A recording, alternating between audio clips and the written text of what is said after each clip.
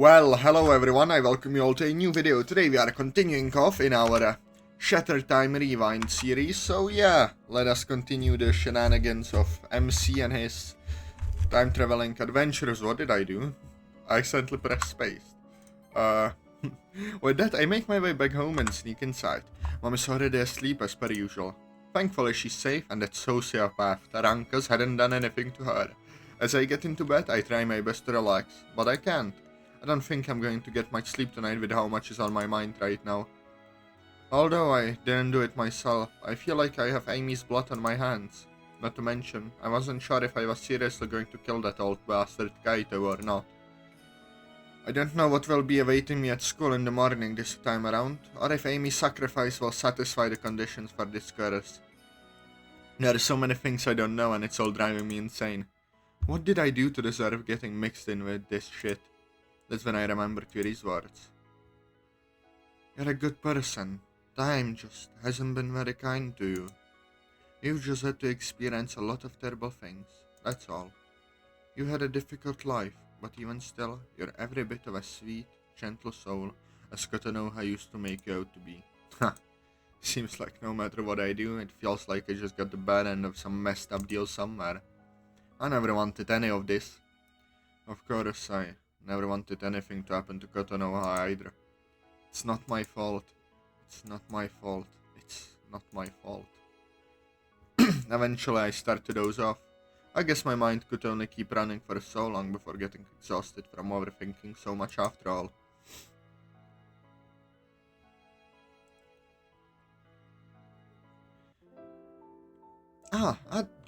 Phone. Shush. Not now, we have a important moment.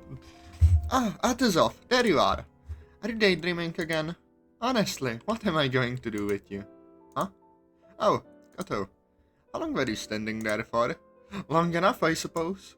A lot of the other students left for their clubs already, while the rest have gone home. What is it that has you in such an induced stupor, anyway? Nothing important.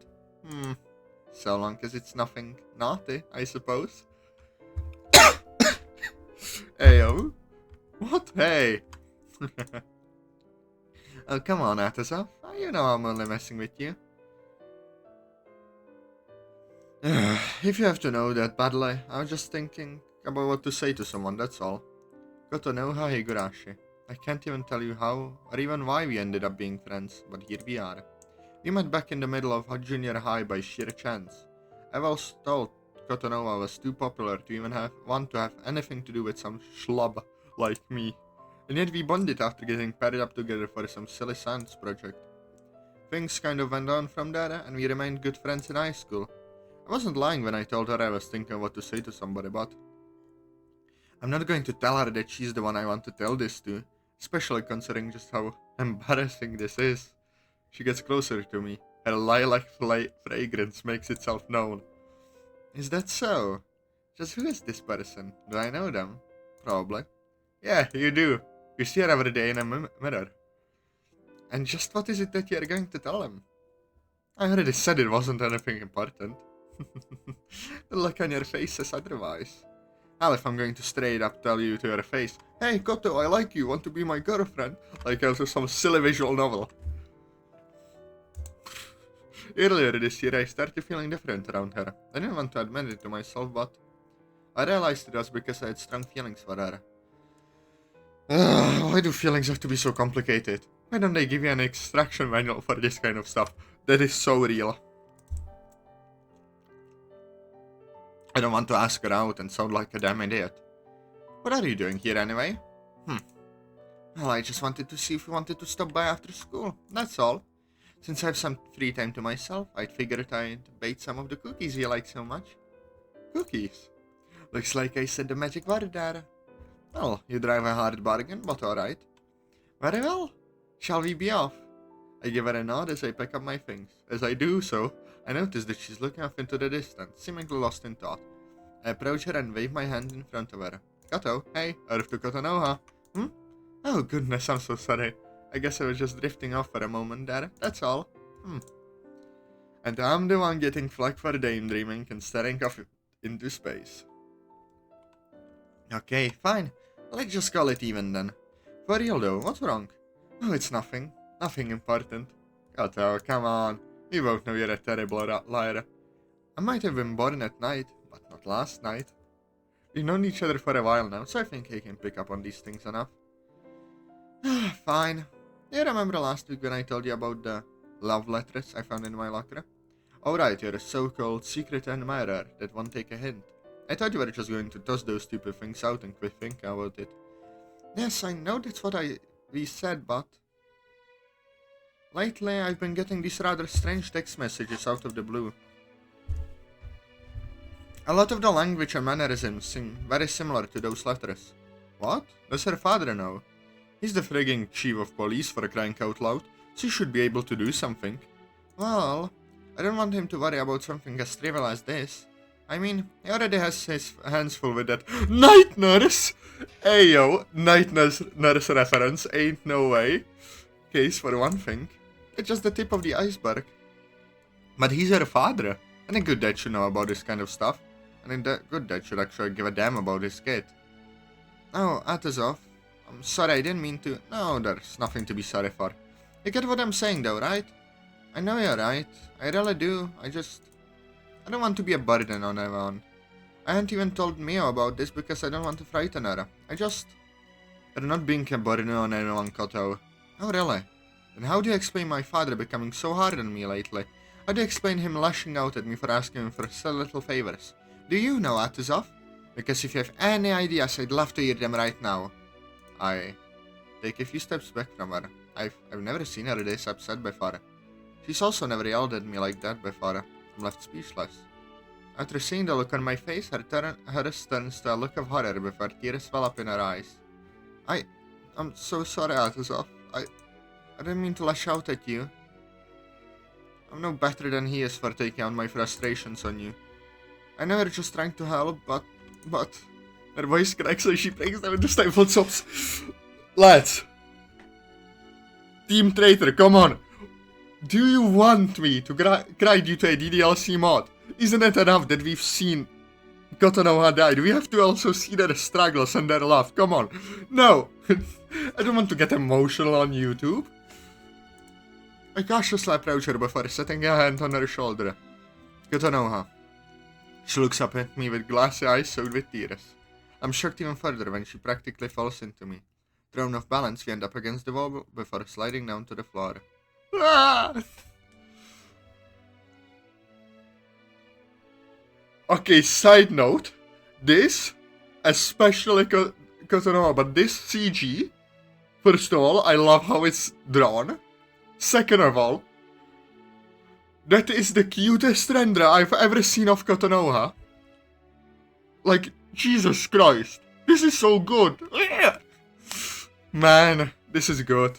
This is goated. I love this. I know. It's okay. If feeling good makes you feel better, then just do it, okay? No. Why would I do something like that? You don't deserve to be treated like that. And you don't deserve to feel like you're a burden on anyone. I still think you should just tell her that. But if you're not going to do that, I have to be really careful with my words here. Come on, don't screw this up. I'll always be here for you, Koto. I promise. If you ever need me, I'll do my best to be there for you. After all, you'll always be my dearest friend. Not a callback to this, come on.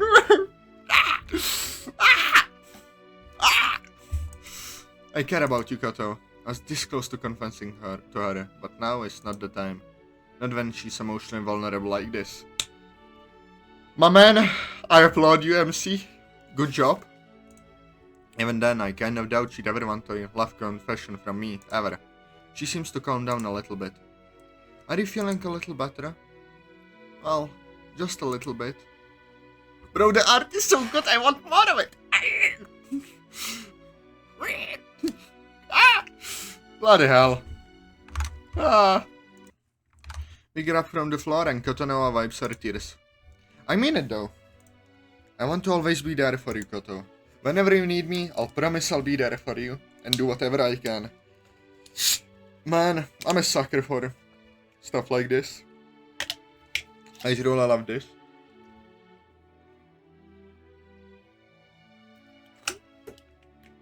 Had to take a quick drink. Bloody hell.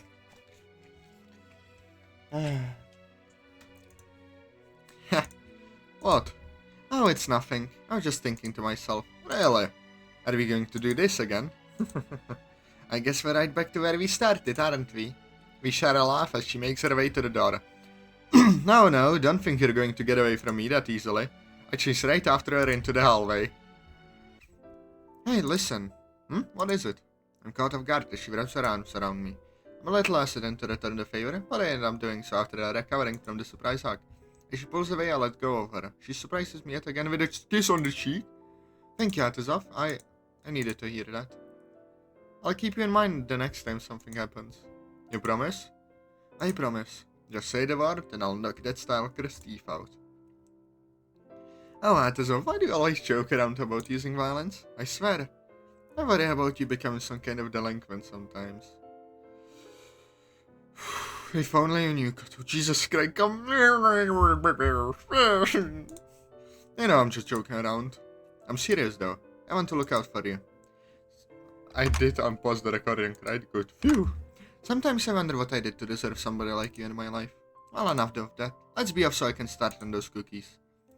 I give her a smile as we go on our way. Little...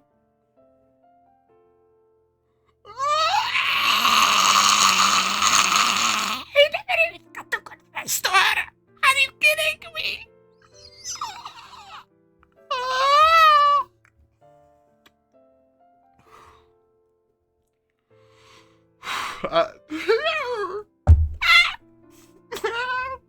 Come on, Team Traitor. No. Why must this MC suffer so much? Little did I know that would be the last time I ever got to see her. The very last time. Well. The last time I saw her alive. The last time we spoke to each other. Tell me, Koto. I kept my end of our promise. Why didn't you keep yours? I said I'd be willing to help you however I could. I told you I wanted to be there for you. I loved you, Koto. Why did you do this? Why?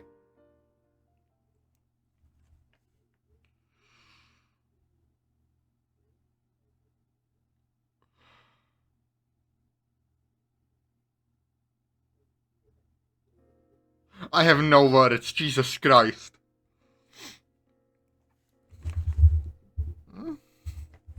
It's morning now. Time for school. Time to relive the same June 4th that I've been reliving for however long it's been. One difference will be there won't be any Amy around to be all creepy and perverted around me.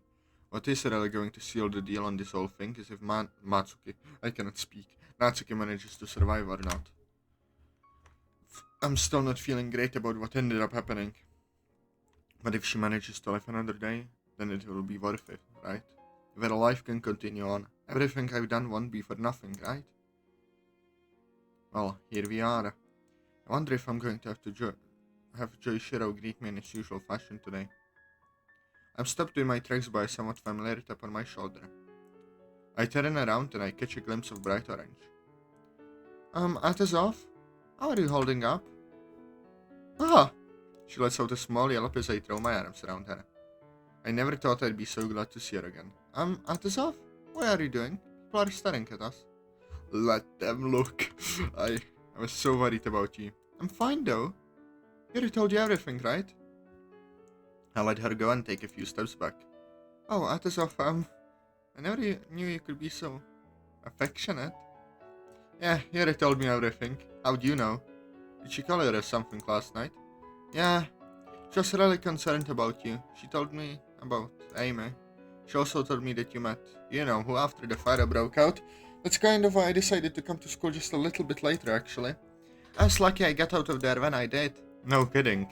Here I thought that bastard really killed you, but it turned out to be a bold-faced lie. I'm fine though, Atazoth. You don't need to worry about me, okay? It's going to take a lot more to get rid of me like that. Alright. I am so afraid that something will happen to her right now. I'm just imagining that scene from JJK0. where Geto is finally saved the girl, and then boom, Toji comes and bang. Alright, well then, tell me, have you seen any police looking for me or anything today? No, why? Should they be? You simply smile back at her. No, I guess they shouldn't be. With that, I make my way to my locker. Thanks to that little hold-up courtesy of me, it seems I don't have to see Joyshiro's stupid face right now.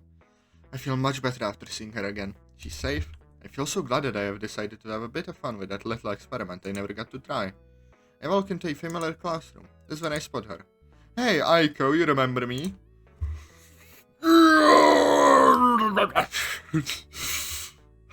Why cannot we sacrifice Aiko at least? Unsurprisingly, she's looking at me a bit confused. Time to see if I can use my little knowledge of the future to my benefit. I used to sit behind you in Mr. Oikawa's class back in junior high. It seems like I rang a few bells for her. Okay, let's go in for the kill. I bet you and your friends still have that thing for him. Bingo. Her face lights up, albeit still a little confused. Oh. Wait. Oh, hey there. How you been? Can't complain. Well, it was nice seeing you. Huh? Hey, wait. Don't you want to talk more? Are you trying to ask me out? If you are, you're doing a really bad job at it. I love that you could just see her terrified face when you ran out, like, surprise. I turned on my heel and walked out of the class. I know it won't me do any good now, but it's nice to know I can use seemingly useless information like that to my benefit. I probably could have asked her out, but after she told me her name, I remembered something. What, that she's a fucking bitch? And Yuri and Koto and I went to choke her out? Ah. Aiko has a reputation for being kind of dim and dating like 10 guys at the same time. She may be cute and all, but yeah, no thanks. And from that little exchange we had, she also sounds like a chipmunk whenever she gets excited. Last class for the day. It's a free period. School was relatively boring today, especially since I was coasting through on autopilot most of the time. I had lunch with Mio and Yuri earlier today. I noticed they were both still wearing those rings from before, but I didn't really question it. Maybe they just like wearing them. Okay, this music is foreshadowing something bad. I'm not sure, but whatever works for them. What's strange though, is the fact I haven't seen Natsuki at all today. God, I hope I didn't screw this up. The teacher approaches the front of the class. He had an announcement to make. I look behind me to be met with an empty desk. She's not there, where is she? Why is she still? I'm startled by the sudden opening of a door. Sorry, I'm late. Victory! My head darts to the back of the room. There, standing in the doorway, is Natsuki Sairenji, alive and well. The teacher gave her a stern glare as she takes her place near me. Despite some snickering from the rest of our classmates, Natsuki pays them no mind as the teacher clears his throat and asks for silence. Once everyone is quiet, his tone became very somber. No doubt he's got a certain announcement to make. I take a quick glance behind me, noting the sad look on Natsuki's face. I already have a feeling what he's going to say, but I sit through it. Sometime between last night and this morning, Aimi Shido was found dead in her home. The teacher wouldn't say the cause of her death, even noting how the authorities were still determining what went on. Knowing how they work, I knew it'd be hopeless. Especially since I already knew exactly what went on. After that, he told us to use the free period however we saw fit, and everyone went off to do their own thing. I looked down at my hands and thought back to last night. This whole thing seems so surreal. Not even sure how to... Hey. I look up and my vision is met with a lot of pastel pink.